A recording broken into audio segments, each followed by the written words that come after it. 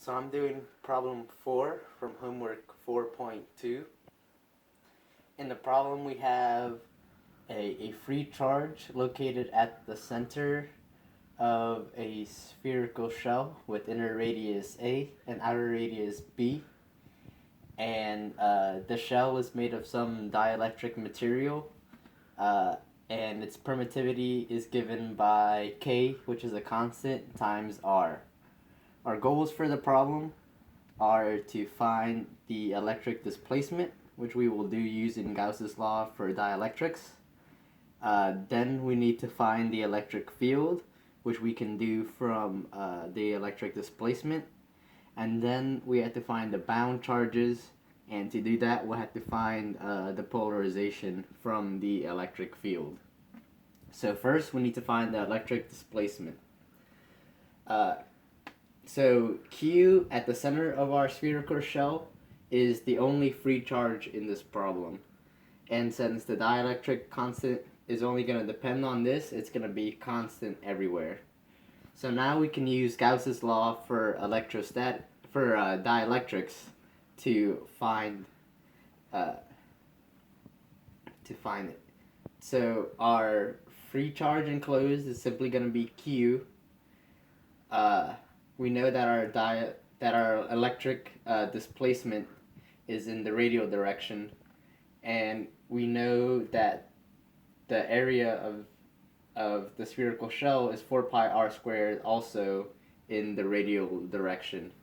And so using Gauss's law for dielectrics, we're able to find that the electric displacement is simply Q over 4 pi r squared, and that's in the radial direction. So now that we have our electric displacement, we can find the electric field, because the two are related through the permittivity of the material. So we need to find the electric field in 3 different places, for R's that are smaller than A, R's that are in between A and B, and R's that are greater than B. So when R is less than A, we're in free space. So the relative permittivity is just 1. So the permittivity in that space is just the permittivity of free space. So the electric field is simply the electric displacement divided by the permittivity of free space. For R greater than B, we're also in free space. So the same logic applies, and we also end up with the electric field that's simply the electric displacement divided by the permittivity of free space. So we get Q over 4 pi r squared epsilon naught, and that's in the radial direction. So for R's that are in between A and B, we are now in the dielectric material. So our relative permittivity is now given by Kr. And so to find the electric field, we divide the electric displacement by epsilon naught times Kr.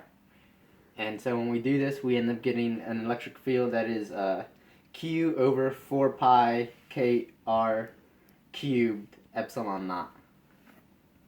And so now that we have our electric fields, we can find the bound charges. But in order to do that, first what we'll have to do is find the polarization. We're only concerned about the polarization for R's in between A and B, since that's where the dielectric material is. And so we rewrite the equation for polarization in terms of relative permittivity. And so we have some E naughts cancel out right here, and we know that the relative permittivity in the dielectric medium is Kr. And so we're able to find our polarization. And now that we have the polarization, we can find our bound charges. To find the volume bound charge, we take the negative of the divergence of the polarization.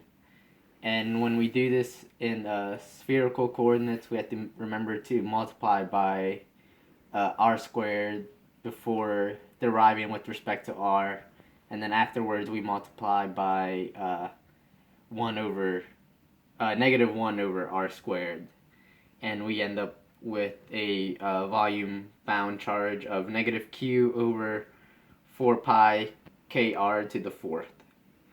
And for the surface bound charge, we simply multiply the polarization by the normal, which in this case is in the radial direction. And so we get a surface bound charge of q times kr minus 1 over 4 pi kr cubed. So just to go through what we did, we found the electric displacement by using Gauss's law for dielectrics. After that, we were able to find the electric field from the electric displacement using relative permittivity, and from the electric field, we found the polarization, which then allowed us to find the volume bound charge and the surface bound charge. Thank you.